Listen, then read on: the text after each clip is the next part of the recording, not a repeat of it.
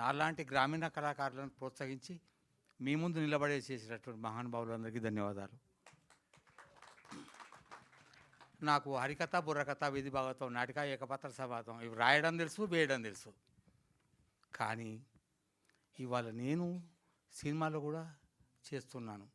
ఇది విచిత్రం ఏంటంటే జానపద కళాకారులు అనేటటువంటి మా గ్రామాల్లో ఉన్నటువంటి వాళ్ళు మేము శివ సినిమా చూడడానికి బండ్లు కట్టుకొని వచ్చినాం. సినిమా చూసి ఆ ఆఖరికి మిగిలిన మిరపకాయ బజ్జీలు అమ్ముతుంటే అవి తినుకుంటూ పోయినాం. అది ఇప్పటికి కూడా గుర్తు. ఇవాళ నాగార్జున గారికి ఎదురుగా నిలబడి మాట్లాడుతున్న అదృష్టం. నాలాంటి గ్రామీణ కళాకారులను ఇలా ఇక్కడి నిలబెట్టగలిగేటటువంటి మంచి పని చేసినటువంటి మహానుభావులందరికీ ధన్యవాదాలు. మేము సినిమాలు చూసి సినిమాలో ఇట్లా చేశాడు నాగేశ్వరరావు గారు, ఎన్టీ రావు గారు ఇట్లా వాడిండు అని మర్చెట్టు కాడ పాడుకునేటోళ్ళం. ఇప్పుడు మమ్మల్ని మేమే సినిమాలు చూస్తున్నాం. ఇది నాకు 3వ సినిమా హీరోగా. ఇక మొత్తం సినిమాలు అయితే 79. మొదటి సినిమా ముత్తయ్య, దానికి ప్రపంచంలో 14 అవార్డులు ఏమో వచ్చినాయట. వాళ్ళు చెప్తుంటే విన్నాను, నాకు తెలియదు. తర్వాత బాపు సినిమా వచ్చింది. అది చాలా రోజులు ఆడినట్టుగా ఇవాళ నాకు చెప్పలేదు, కానీ దానికి అవార్డులు వచ్చినాయి. కానీ గమ్మత్ ఏంటంటే నేను నటించిన సినిమాలకు అవార్డులు రాకుండా ఏది పోలే. అయితే అవార్డులు రావడం కాదు, నన్ను నమ్మి, ఈ శరీరాన్ని నమ్మి, ఈ మోకాన్ని నమ్మి ఈయన హీరోగా పనికొస్తారని ఆలోచించి నా కోసం పెట్టుబడి పెట్టిన మహానుభావులు ఎవరైతే ఉన్నారో వాళ్ళందరికీ నమస్కారాలు. నాగార్జున గారికి నమస్కారం. నా శివ హీరో నా ఎదురుగా కూర్చున్నాడు. ఎందుకంటే మహానుభావుడు నాగేశ్వరరావు గారు, వారు ఎక్కడున్నా కూడా వారి ఆశీర్వాదం మాకు ఉంటుంది. ఎందుకంటే పచ్చగడ్డి కోసేటి పడుచు పిల్ల దగ్గర నుంచి ఆయన వేసిన ఒక స్టెప్ వేయాలని నానాయాతన పడ్డా. నాకు నేర్పినటువంటి ఆవునూరు సమ్మయ్య అనేటటువంటి ఒక పెద్దవాడు, ఆయన డాన్స్ బాగా చేసేవాడు. నాకు నీలాగా చేయాలన్నది అన్నాడు. ఆయన కోసం ఒక నాటిక రాసి అది ప్రదర్శింపజేసిన. ఆయనకు ఉత్తమ నటుడు అవార్డు వచ్చింది దాంట్లో. ఆవునూరు సమ్మయ్య వాళ్ళ చెల్లె చక్కగా పాటలు పాడేది, జానపద గేయాలు పాడేది. వారు ఎక్కడున్నారో ఎలా ఉన్నారో మంచిగానే ఉండి ఉంటారు. పాపం ఆవునూరు సమ్మయ్య లేకుండా పోయిండు. నేను 113 మంది మా క్లాస్మేట్లం. అందులో 13 మంది పోవడానికి సాక్ష్యం నేనే. పైన కాడ చూసిన. ఈ మిగతా 100 మంది ఎక్కడో తెలియదు నాకు. నేను 3 సార్లు 10th ఫెయిల్. కానీ నా దగ్గర చదివిన వాళ్ళు 40 సంవత్సరాల్లో ఒక్కరు 10th ఫెయిల్ కాలే. నేను ఇంగ్లీషులో లెక్కల్లో ఫెయిల్. నా దగ్గర చదివిన వాళ్ళు లెక్కల్లో ఇంగ్లీషులో కూడా ఫెయిల్ కాలే. వాడు పాస్ కావాల్సి సచ్చినట్టు పాస్ కావాల్సిందే. నేను ఫెయిల్ అయ్యి, నన్ను నమ్మిన వాళ్ళు పేరు గారు. నేను ఫెయిల్ అయితే కావచ్చు, కానీ నన్ను నమ్మిన వాళ్ళు, నన్ను నిలబెట్టిన వాళ్ళు, నన్ను మాట్లాడించిన వాళ్ళు ఫెయిల్ కావడానికి వీల్లేదు. అలా అనుకుంటాను మనసులో. అలాగే వాళ్ళకు విజయం కావాలని కోరుకుంటాను.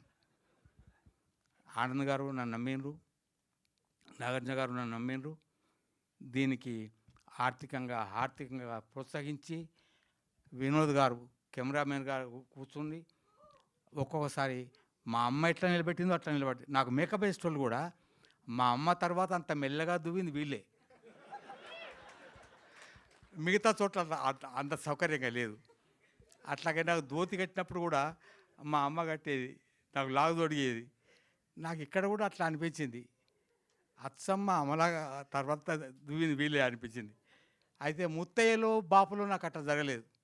కట్టుకోవా, ఈ ధోతి కూడా మేము కట్టాలనా అన్నోళ్ళు. నేను కట్టుకుంటలే. ధోతి కట్టడం నాకు రోజు జీవితం అంతా టీచర్గా ధోతి కట్టుకోవాలి, ఆ షర్ట్ వేసుకొని పోవాలి, తువాలు వేసుకోవాలి, బొట్టు పెట్టుకోవాలి. అవి లేకపోతే మేము టీచర్గా పరిగినాం అక్కడ. అలా జీవించినటువంటి వాడిని. జీవితంలో ఏది చేయాలనుకున్నానో అది చేశాను. నాకు శంకర్లింగం గారు మొదటి ప్రోత్సహించారు. మా జూపాక గ్రామస్తుడు శంకర్లింగం గారు. వారు ఆశాజీవి నాటకం వేశాడు. ఆయన సినిమా యాక్టర్ కావాలని కష్టపడి వచ్చాడు. హైదరాబాద్కి వచ్చి చాలా ఇబ్బంది పడి వెనక్కి వచ్చాడు. కానీ వారు నన్ను ప్రోత్సహించినటువంటి వాళ్ళు వారొకరు అరుట్ల రంగాచార్యులు గారని మా మాస్టారు. వారు నాకు కవిత రాయడం, నాటకాలు వేయడం నేర్పించారు. మా సార్లందరూ కలిసి నాటకాలు వేశారు. గమ్మత్ ఏంటంటే ఒకసారి మా రామరత్న సార్ అని నెహ్రూ గారు తన 18వ ఏట తన 5 బాలబాలికలతో కలిసి ఆడుకునేవాడు. అందువల్లనే ఆయన ప్రధానమంత్రి అయ్యాను అన్నాడు. సార్ 18వ ఏట నెహ్రూ గారు తన 7 బాలబాలికలతో ఆడుకున్నాడా? మాతోటి ఆడుకోరు సార్. మేము కూడా ప్రధానమంత్రి అవుతాం అన్నాం. అంటే ఆయన తిట్టకుండా తిట్టిండు. దుర్మార్గుడా, దూర్తుడా, నేను నెహ్రూ గారి చేత నువ్వు గట్లా అంటావరా అంటే, సార్ 18 ఏట తన 7 బాలబాలికలతో ఆడుకునేవాడు ప్రధానమంత్రి కాకపోతే ఏమవుతాడు సార్? తిట్టండి సార్, మీరు ఎన్న తిట్టండి. ఆఖరికి ఆయన తెలుగు పరీక్ష జరుగుతుంటే నకలు చీట్ అందించడానికి వచ్చి, ఇది ఒక్క పద్యం రాయరా పాస్ అవుతావు అన్నాడు. సార్ నేను 2 సార్లు ఫెయిల్ అయినా, ఇది 3వ సారి. నేను ఫెయిల్ అయినా మంచిగా నకలు కొట్ట సార్ అని కొట్టలే, పాస్ అయినా.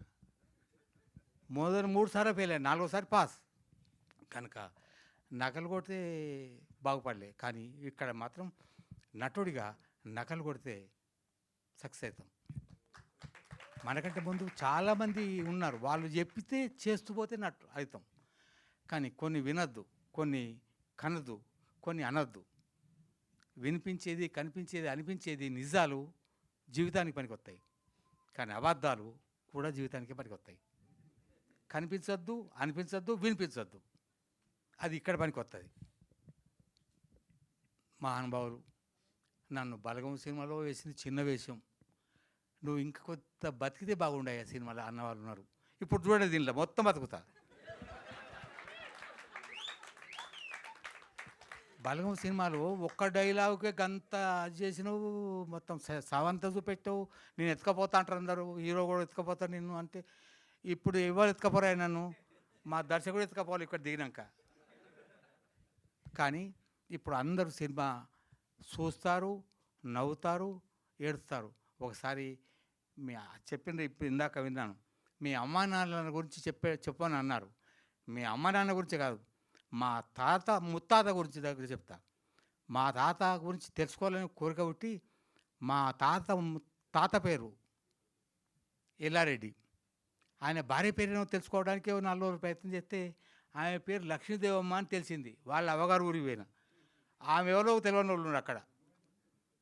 ఆమె కొడుకు పేరు మల్లారెడ్డి, రామిరెడ్డి, నాకు పూర్తి మర్చిపోతాను. ఎల్లారెడ్డి, మల్లారెడ్డి భార్య పేరు బుచ్చిరామమ్మ. ఆయన కొడుకు పేరు లింగారెడ్డి భార్య పేరు వీరమ్మ.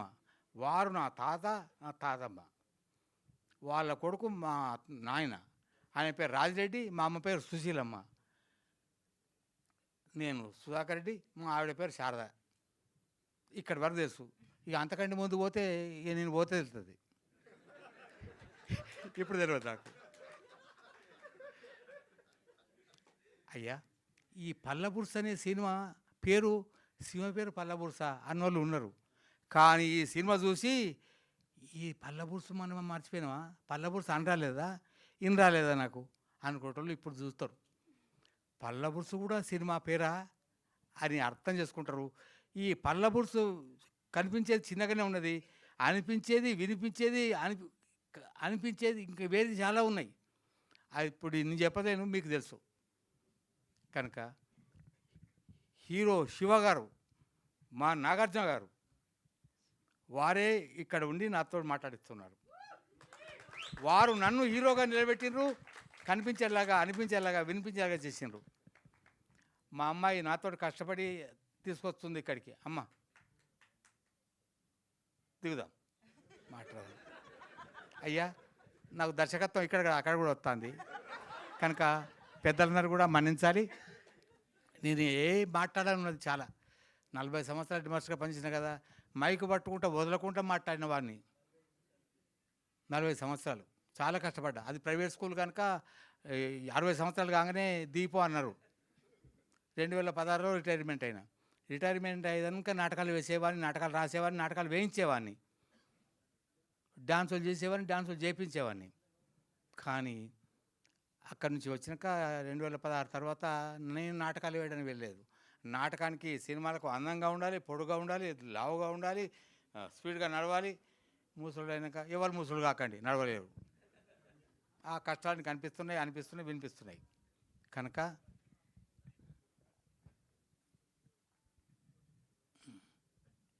పర్లేదు. అవి అలా జరుగుతూనే ఉంటాయి. సార్ ఇందాక నుంచి నాకు ఒక చోట కొట్టేస్తుంది. అంటే పచ్చగడ్డి కోసేటి పడుచు పిల్ల డాన్స్ ఎవరి కోసం వేయడానికి అంత కష్టపడ్డారో తెలుసుకోవాలని అక్కడ ఆగిపోయాం మేము. సినిమాలో ఎట్లా చేసిన నాగేశ్వరరావు గారు అంతేనా లేకపోతే ఏదైనా పడుచు పిల్ల కోసం నేర్చుకున్నారా అని? మా మా మా స్కూళ్ళల్లో ఆ, పడుచు పిల్లల గురించి ఆలోచించడానికి అవకాశం లేదమ్మా. హెడ్ మాస్టర్ నా కర్మగాలి, హెడ్ మాస్టర్ కాకపోతే వేరే విషయం అమ్మ. శిశు మందిర్లో పనిచేసే వాళ్ళు కానీ, ఆర్ఎస్ఎస్ కార్యక్రమాలకు వెళ్ళిన వాళ్ళు కానీ అటువంటి పొరపాటు తప్పు మాట మాట్లాడరమ్మా. కనుక దాంట్లో ఉన్న వాళ్ళు ఎవరికి ఇటువంటి ఆలోచన రాదు.